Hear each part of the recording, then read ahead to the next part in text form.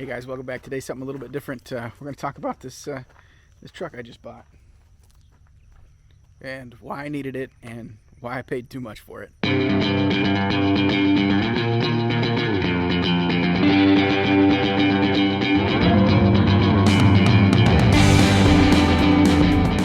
Alright guys, so here's the deal. This is my 2016 Ram 2500.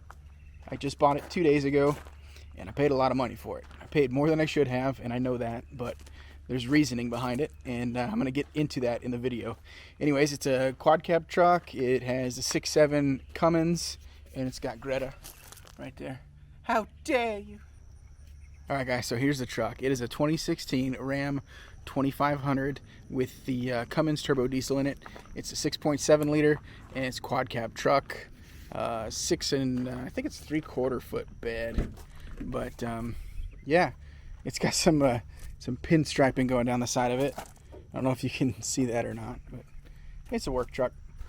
But anyways, here's the inside. It's not a lot of frills, but it does all the modern stuff, like radio takes all the calls and everything. And it's got a built-in trailer brake, and it has a memory for I think 4 or 5 different trailers, which is good for me. And it's a pretty nice truck. It's definitely the nicest, newest truck I've ever had. Got my work stuff sitting in the back there, but toolbox on the back. Yeah, so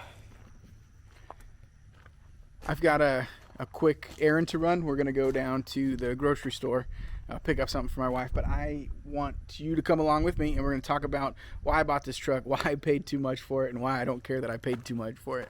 So let's go for a ride.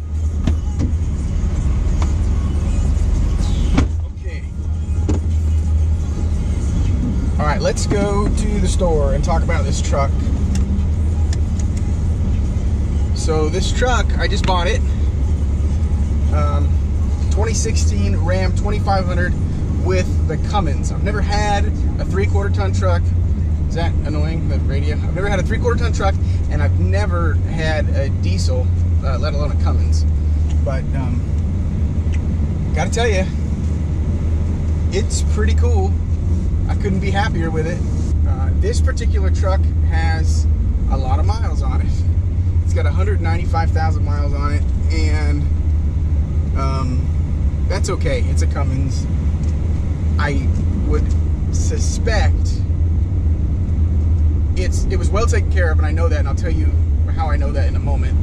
But I would suspect that at 194 miles, the engine's about halfway through its lifespan. I figure if I can get 400,000 miles out of this engine, that's great. Also, the transmission, it feels fine. I don't think this truck has ever towed anything, and the reason I think that is because the trailer plugs still have the factory dielectric grease in the plug, so it looks like they never plugged anything into it or towed anything. And if they did, they did it with the four-prong plug and not like the heavy trailer plug. So it was a light, super light trailer. So I think the transmission is probably going to last as long, hopefully, as the engine. But yeah, so basically I think that this truck is about halfway through its expected life, and the miles that are on it were pretty easy miles. The interior's in great shape. The cab of the truck is good. There's a few dents on the box, and I think that was primarily what this truck was used for, pulling a light trailer, like super light, like a small utility trailer, and then they threw shit in and out of the bed all the time. So this may have been a work truck for a landscaping business or something of that nature, something light duty. It was not a tow rig for anybody, but it is now. It is for me. That's why I bought this thing, and we'll get into that in just a moment. But so let's talk about why I chose the Dodge, and particularly the Cummins. So I am a Ford guy. You know that. Everybody knows that. Take one look at my channel, my page. I'm a Ford guy through and through. I like Ford trucks. I like Ford cars. I like Fords. So the Ford 3/4 ton option is the Power Stroke. And I did not want an older truck. I wanted something newer that had some creature comforts and a little more reliability just from it being newer.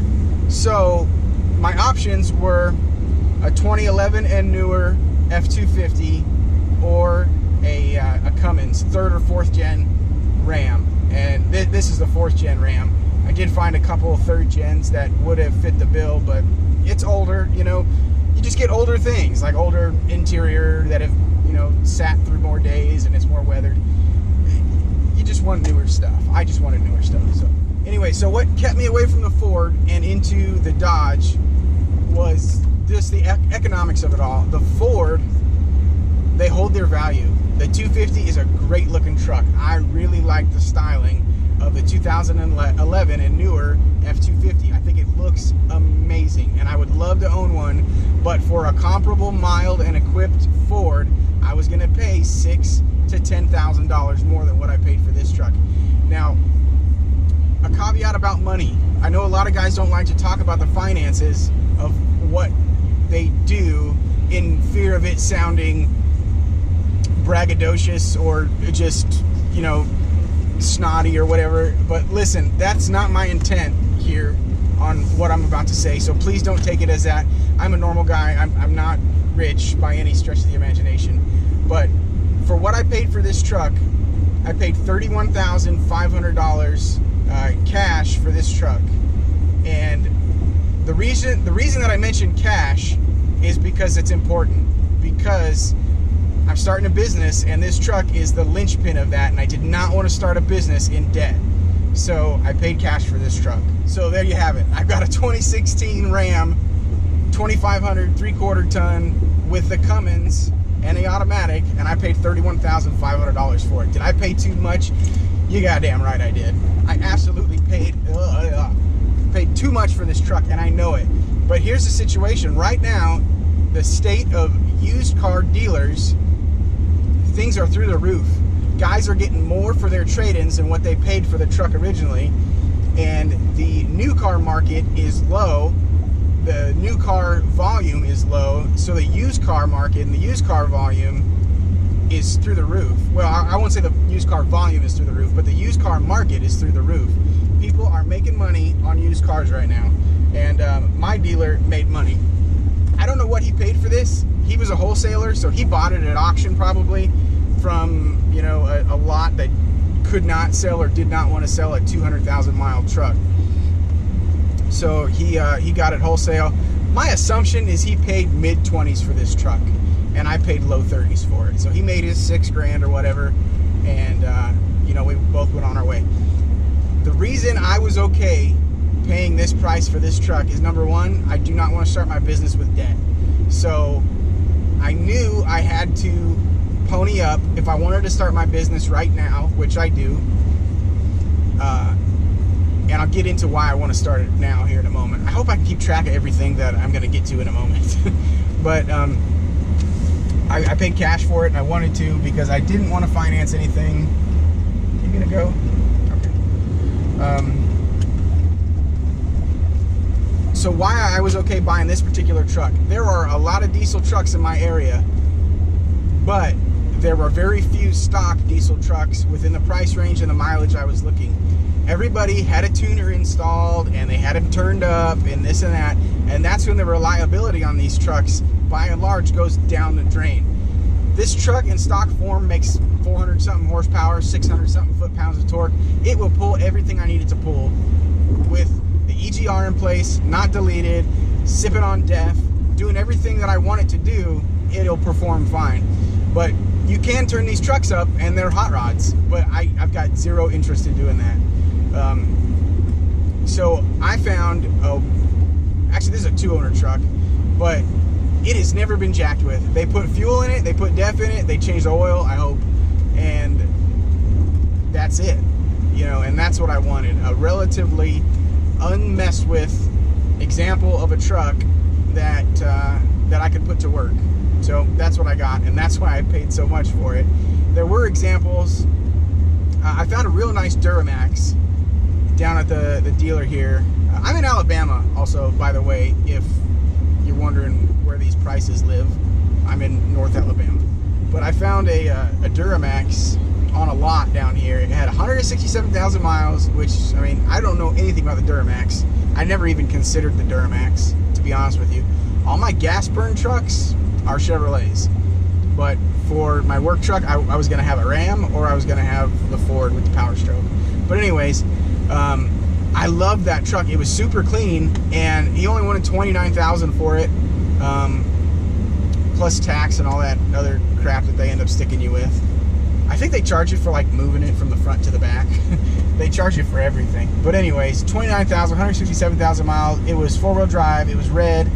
And I don't think there was a dent in that truck. I walked around it, checked it over really carefully. It was raining when I was out there too. I was still crawling under the truck. The dealer's like, do you want to wait till it stops raining? I'm like, no, bro, I'm doing it right now. He didn't want to stand in the rain. But anyways, I looked over that truck head to toe, and it was clean, and I would have bought it if it did not have two things. Number one, it had a check engine light on. I don't want somebody else's problem. Number two, it had a tuner. And the guy told me, he's like, yeah, you know, it was owned by a grandpa. And like, that was my first red flag. I was like, okay, dude, whose grandpa is tuning and turning up their Duramax?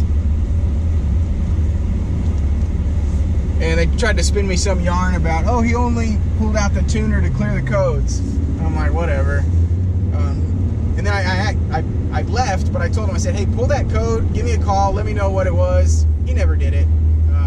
And I think he probably knew I wasn't going to buy it, didn't want to waste his time, or he knew that the check engine light was not related to the tuner, and you know, he tried to spin me a yarn on that, and I wasn't buying it. Either way, I don't care. It's business. He's selling cars, I'm buying cars. All right, let's talk about my business. So I have always wanted to be in business for myself, and I have a full-time job. My situation as far as starting a business, in my opinion, is tricky because I have a family. There's 5 of us now. I got 3 babies and a wife whom I love very much, and I want to make sure that I take care of them, and that is always my priority. So I've been married to my wife for 11 years now, and the past 10 and a half years that we've been together, I have been working towards and progressing in the field that I am in. And if you've watched some of my other videos, you may have heard me mention it. I'm not one of those guys that defines myself by what I do, but it's a cool job. I'm a helicopter pilot, and I do enjoy it, and it pays decent money, but it does not pay what everybody thinks a helicopter pilot would make. Again, I'm going to tell you what I make, and I'm not doing it to sound braggadocious or any of that shit. That's not my point. I just want you to understand where I'm coming from, and maybe you can relate with where I'm at financially and the decisions I'm going to make. Last year, I made 80-something thousand, 83,000, I think. The year before that, I made right at 100. This year, I'm lined up to do around 100 again. So I make decent money, and I live in Alabama, and $100,000 in Alabama is good. You can live on that and support your family just fine. My wife stays home with the kids and homeschools and takes care of everything, so it's just my job to work. So on my income, we make it work. We do everything, and we save money every month. It's no problem, but I want more. I feel like since my 30s, I got direction in my life, and I got pointed. I was able to point and focus my energy towards working towards a goal. I'm 10 years into this career field now, and I feel like I have peaked at what I am going to peak at here. Are there places to go from here in this career field? Certainly. I'm not saying I'm the top of the career field. I probably am the top of what I'm willing to sacrifice as far as work-life balance, income, and, you know, outgoing effort. I'm at that peak. And could I make more money like I say? And sure, I could make more money flying, but it would involve me being away from home more. It would involve me sacrificing time with my family and my hobbies, building cars, doing things of that nature. That is not my intent. I don't want to do that. I don't want to trade my time for money beyond what I consider an acceptable level. And I think right now I am at that level where I am comfortable trading my time for the amount of money I make. So what's next? Well, business is next. If you can start, build, and grow a business, then you can be more in control of that equation, that time versus business money equation. Initially, building a business, you're going to go in on the side that you don't want to be. It's going to eat your time up, and you're going to be working a lot to get the money that you want. So I'm in a position now where I work week on, week off. So technically I work half the year, but I've got a good amount of time off, enough time off to start a business. And I'm going to put my focus on starting that business and running those businesses, or that particular business, on my week off. I want to be more in control of my time, and I don't want to be limited on what I can make financially. I want to be in control of that, and that is why I want to go into business for myself. So what is your business, Rob? What are you going to do? It's a great question. Glad you asked. My business is in the transportation and waste management industry. I have started a dumpster bin rental business. So here's what that looks like. It looks like a truck and some trailers, dumpster trailers. Whether it's a roll-off trailer that you just leave a metal bin in somebody's yard or commercial workspace or whatever, or if it is a dump trailer that stays on rubber tires, you just unhook the trailer and leave it at the job site. You've got options of which you can go. And right now I am in the middle of figuring out what type of trailer I want to buy. So they're not cheap. I mean, they're cheaper than this truck was, but not if I want to. So I want to compound my availability with the dumpsters. So I need more than one, 2 at very least, preferably 3 if I can swing it financially. I have some cash left, and I'm gonna buy those cash as well for the reason I stated. I don't want to start a business in debt. I want to start a business free and clear, and just have return on it. You know, technically though, even though you pay cash for all your assets, you are in debt. You're in debt to yourself. I took that money out of my savings account. So, I mean, it was my cash. I'm in debt to myself. I loaned it to my business, technically. But anyways, yeah, dumpster rental business, that's the deal. If you want more information on the numbers of it and why I feel it is a good option, and especially this area, why I think this area could benefit from a good business, I would be happy to share those things with you and that information. But I'm really excited about starting this business and getting moving and being more in control of that time-money equation. So that's the reason I bought this truck. That's the reason I paid too much for it, and that's what's going on. When you tell somebody that you're going to start a business, everybody will shit talk you, and some of them are kind enough to do it to your face, which that doesn't bother me, with reasons why it won't work. And there are people that I have not told that I'm doing this to yet, because I don't want to hear their negativity. Now, I love them and I respect them, but I know that I can make this business profitable, and I know I can make it long term, and I know I can grow it into something that I can manage from the 1,000-yard view, with employees and equipment that is paid for and being used correctly with decent employees. I know that I can do that. In my heart, I know that I can do it. But I am the type of person that I take it to heart. Like, if someone's going to tell me, dude, that's a terrible fucking idea, Joe down the street does that, he barely rents any, and they start feeding you all these reasons why it can't work, well, I am like super analytical, and I will just like mull that shit over in my head until I'm like, fuck, he's right. And all I'm doing is lying to myself. He doesn't know that. So what I've come to find over the years is that I will not take business advice from people who are not in business.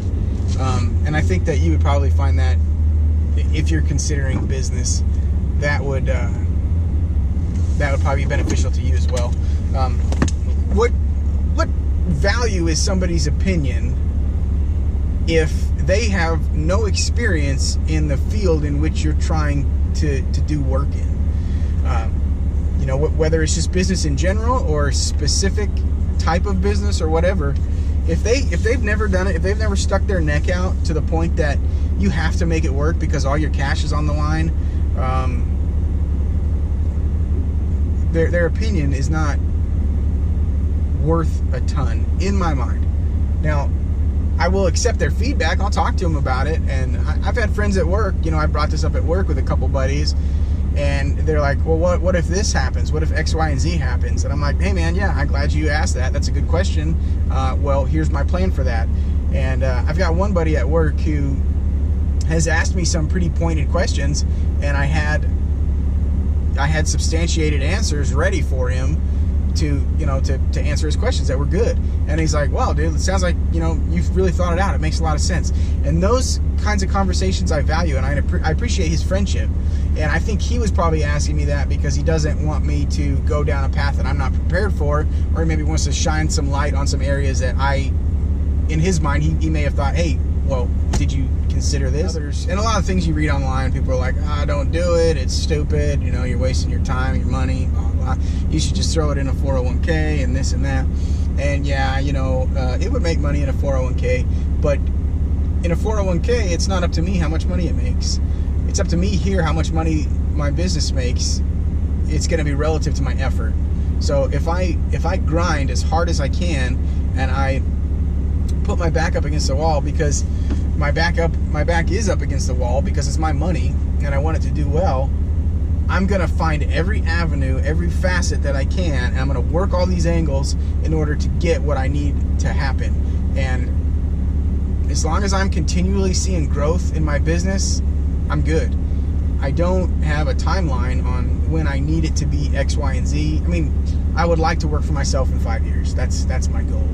But as far as how fast or how slow it grows up to that point, if it takes me 10 years to work for myself, it takes me 10 years. I'm okay with that. My goal is 5 years, but we'll see what happens. Anyways, all I'm trying to say is, if someone's going to offer you their opinion, make sure that it's worth taking into consideration. So, all right, guys, I'm going to stop bending your ear. I feel like I've talked way too much here, but that's the reason I paid too much for this truck, and I'm okay with it. So, I hope you can get some value out of this. If you want to see more stuff about this, just hit me up and let me know in the comments, and we will do videos. I will show you my equipment when I buy it. I'll take you with me. We'll do road trips. Some of this equipment's up in Tennessee, maybe even some I'm looking at in Texas. So that would be a bit of a road trip. So, but don't worry, there's still gonna be plenty of car content because that's who I am. But if you're interested in seeing this and watching if my business grows and seeing like the numbers on things, I'm happy to share that stuff. There are people that I watch that share numbers, and it's been totally invaluable to me. So yeah, that's it, guys. Wish me luck.